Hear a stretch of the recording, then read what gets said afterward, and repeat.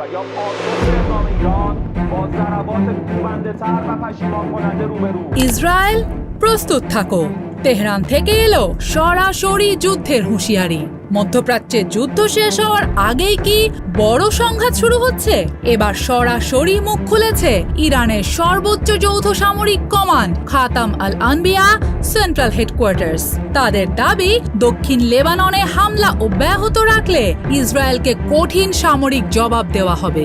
শুধু হুঁশিয়ারিই নয়, ইরান জানিয়েছে গত দুদিনে 84 বার যুদ্ধবিরতি লঙ্ঘন করেছে ইসরায়েলি বাহিনী। তেহরানের অভিযোগ, মার্কিন প্রেসিডেন্ট ডোনাল্ড ট্রাম্প যুদ্ধ সমাপ্তির ঘোষণা দেওয়ার পরও দক্ষিণ লেবাননে হামলা, বিমান অভিযান থামায়নি তেল আবিব। এখানেই তৈরি হয়েছে নতুন বিস্ফোরক পরিস্থিতি। কয়েকদিন আগেই যুক্তরাষ্ট্র ও ইরান আঞ্চলিক যুদ্ধ বন্ধে একটি সমঝোতা স্মারক ঘোষণার কথা জানায়। আন্তর্জাতিক মহলে আশা তৈরি হয় সংঘাত হয়তো এবার কমতে শুরু করবে, কিন্তু বাস্তব চিত্র বলছে অন্য কথা। ইরানের ভাষায় শান্তির আলোচনার আড়ালে লেবাননে রক্তপাত অব্যাহত রেখেছে ইসরায়েল। তেহরান স্পষ্ট করে দিয়েছে, ওয়াশিংটনের সঙ্গে সমঝোতা মানে এই নয় যে তারা তাদের আঞ্চলিক মিত্রদের ছেড়ে দেবে। বিশেষ করে লেবাননে ইরানপন্থী সামরিক গোষ্ঠী এবং লেবানন ইস্যুতে কোনো ছাড় দিতে রাজি নয় ইরান।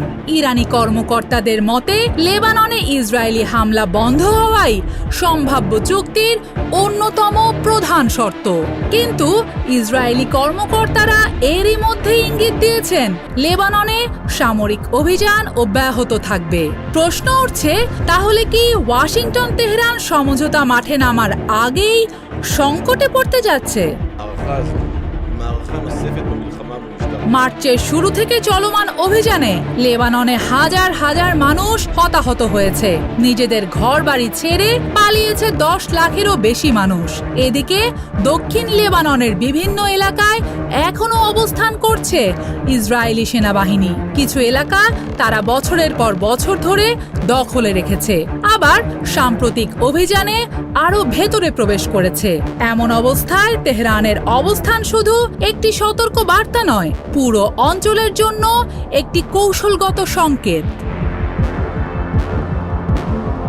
একদিকে আমেরিকার সঙ্গে চুক্তি, অন্যদিকে লেবানন ফ্রন্টে যুদ্ধের হুমকি। আর এই দুয়ের মাঝে দাঁড়িয়ে সবচেয়ে বড় প্রশ্ন, নেতানিয়াহু কি হামলা চালিয়ে যাবেন নাকি ইরানের কঠিন জবাব এড়াতে নতুন সিদ্ধান্ত নেবেন?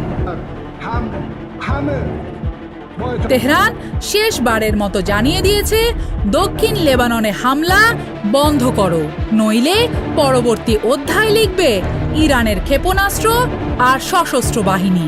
আর সেই অধ্যায়ের অপেক্ষায় এখন পুরো মধ্যপ্রাচ্য।